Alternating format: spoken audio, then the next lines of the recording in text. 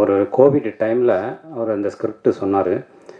அந்த டைமில் கரெக்டாக ஹரி வந்து ஒரு படம் ப்ரொடக்ஷன் பண்ணணும், ஏதாவது நல்ல கதை இருந்தால் சொல்லுங்கள் உங்கள் டீமில் அப்படின்னாரு.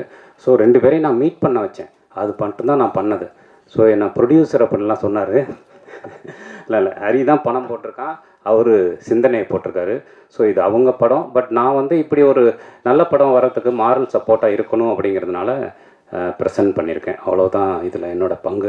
ஸோ அதனால் இந்த படம் பேசக்கூடிய அரசியல், சமூகம், அது குறித்தான அக்கறை, இது எல்லாமே எழிலோடது தான். ஸோ அதை வந்து எக்ஸிக்யூட் பண்ணது ஹரி. ஸோ இப்படி ஒரு சின்ன படத்தை தன்னுடைய உழைப்பை போட்டு இந்த புதுமுகங்கள் பண்ணியிருக்காங்க. ஹீரோயின் கிட்டத்தட்ட 50 பேருக்கு மேலே இதில் நடிச்சிருக்காங்க. ஸ்ரீதர் அவர் ஒளிப்பதிவு பண்ணியிருக்காரு. ஸோ இவ்வளவு பேருடைய உழைப்பும் சமூகம் சார்ந்த ஒரு அக்கறையில் வெளிப்படுதுன்னு நினைக்கிறேன்.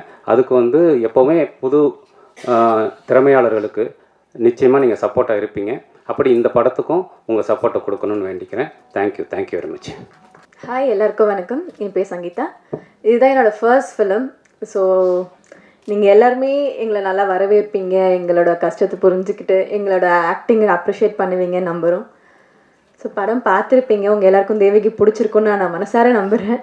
என்னால் முடிஞ்ச அளவுக்கு நான் பெர்ஃபார்ம் பண்ணியிருக்கேன். எனக்கு இந்த சான்ஸ் கொடுத்த டேரக்டர்ஸு, ஒன்றுமே தெரியாமல் புதுசாக வர ஒரு பொண்ணுக்கு எல்லாமே சொல்லி கொடுத்து எல்லாமே நான் ட்ரைன் பண்ணதுக்கு எல்லாருக்குமே ரொம்ப நன்றி. என் கூட ஒர்க் பண்ண எல்லா ஆர்டிஸ்ட்டுக்குமே, அவங்க எல்லாருமே தேட்டர் ஆர்டிஸ்ட். ஸோ அவங்க எல்லாருக்கிட்டேருந்துமே நான் ஒவ்வொரு சின்ன சின்ன விஷயம் கற்றுக்கிட்டே இருந்தேன். இந்த டீமில் நான் ஒர்க் பண்ணதை விட கற்றுக்கிட்டது ரொம்ப நிறைய. ஸோ இதுக்கப்புறம் எத்தனை படம் பண்ணாலும் இது எனக்கு ரொம்ப மெமரபுளாக இருக்க ஒரு படம். பேஸ்மெண்ட்டே ரொம்ப ஸ்ட்ராங்காக அமைஞ்சிச்சுன்னு நான் ரொம்ப நினைக்கிறேன். தேங்க்யூ ஸோ மச் எல்லாருக்கும். Sridhar sir thank you so much. Sridhar sir ஸ்டார்டிங்கில் எனக்கு சொல்லிக் கொடுக்கும்போது லைட் வாங்கி நில்லுன்னா எனக்கு லைட் எப்படி வாங்கி நிற்கணும் கூட தெரியாது. ஸோ எனக்கு சின்ன சின்ன விஷயத்துலேருந்து எல்லாமே ட்ரைன் பண்ணியிருக்கீங்க. எல்லாருக்குமே ரொம்ப நன்றி sir. Thank you. DOP Sridhar sir. நான் பரியர் பெருமாள் அதுக்கப்புறம் ஒரு 5-6 படம் பண்ணிட்டேன். அதுக்கப்புறம் ஒரு நாள் வந்துட்டு எழில் பெருவிடி அண்ணன் வந்து எனக்கு ஒரு நாள் கால் பண்ணியிருந்தாங்க. இந்த மாதிரி ஒரு ஸ்கிரிப்ட் இருக்குது, நான் ராஜமுருகன் சாரோட அசிஸ்டண்ட்டு, நீங்கள் ஸ்கிரிப்ட் படிக்கணும் அப்படின்னு கேட்டிருந்தாங்க. சரி படிக்கிறேன் அப்படின்னு சொன்னால் அவர் பேசுகிற ஸ்லாங் எனக்கு ரொம்ப பிடிச்சது. இன்னொன்று அண்ணன் பேர் சொன்ன உடனே சரி அவரோட டீம்லேருந்து ஒருத்தவங்க வராங்க, கண்டிப்பாக ஒரு நல்ல ஸ்கிரிப்டாக இருக்குன்னு சொல்லி நைட்டே போய் படிச்சுட்டேன். படிக்கும்போது ஒரு 10 மணிக்கு ஏசியில் உட்காந்து படிச்சுட்டு இருந்தேன். எனக்கு கிளைமேக்ஸ் ஒரு லாஸ்ட் ஒரு 25 பேஜ் படிக்கும்போது மாதிரி ஷிவரிங் வந்துச்சு.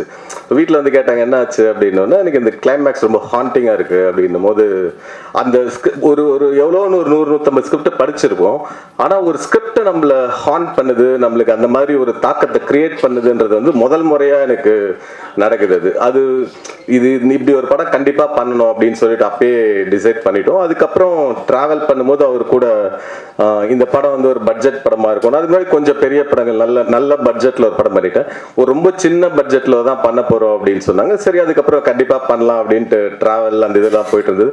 அதுக்கப்புறம் நான் கொஞ்சம் பிஸியாக இருந்தேன். அவங்க ரிஹர்சல்லாம் பண்ணி முடிச்சிட்டாங்க. அதுக்கப்புறம் ஒரு நாள் நீ ரிஹர்சல் பார்க்க வரணும், ஒரு 15 நாள் ஷூட்டிங் ரிஹர்சல் பார்க்க வரணும் அப்படின்ற மாதிரி கூப்பிட்டுருந்தாங்க. அப்போ போகும்போது பார்த்தா ரிஹர்சல் பார்த்துடலாமா அப்படின்ட்டு, சரி ஒரு 5 நிமிஷம் தான் நடிப்பாங்க போல இருக்கு, ஒரு சின்ன டீம் தானே அப்படின்ற ஒரு ரெகுலராக ஒரு புது டீமுக்கு இருக்கிற ஒரு இது இருக்குன்னு சொல்லி போய் பார்க்கும்போது ஃபுல் படத்தை ஒரே ஸ்ட்ரெச்சில் ஒரு 2.5 மணி நேரத்தில் எனக்கு நடிச்சு 50 பேர் எல்லாருமே புதுமுகங்கள். 99% எல்லாருமே first time in front of camera. நம்ம ஒரு ஏற்கனவே ஒரு 8 படம் பண்ணிட்டோம். அந்த இதில் போகும்போது எனக்கே அது ஒரு பயங்கரமான ஒரு எக்ஸ்பீரியன்ஸ் இருந்தது. இவ்வளோ சூப்பராக புதுமுகங்கள் எல்லாருமே எல்லா டைலாகையும் மொத்த படத்தையும் முன்னாடியே பார்த்துட்டோம். அப்போ எடுக்க வேண்டியது வந்து நம்மளுக்கு நம்ம வந்து ஒரு எக்ஸ்பீரியன்ஸ்டாக இருக்கும், நம்மளுக்கு ஒரு ரெஸ்பான்சிபிலிட்டி இருந்தது. இவங்க இவ்வளோ சூப்பரான ஒரு கதை எழுதிட்டாங்க, ஒரு நல்ல ரிஹர்சல் பண்ணிட்டாங்க.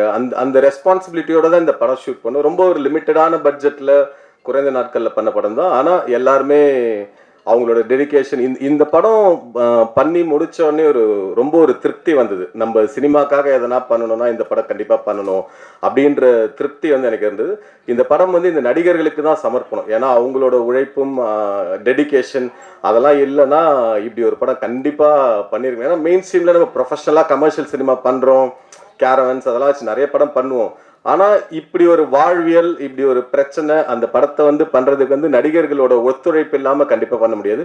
இந்த படத்தை தயாரித்த ராஜமுருகனுக்கு வந்து முதல்ல ரொம்ப நன்றி. ஏன்னா அவர் இல்லைன்னா இந்த படம் வந்து இவ்வளோ தூரம் மக்கள் மத்தியில் ரீச் ஆகிருக்குமான்றது எனக்கு தெரியாது.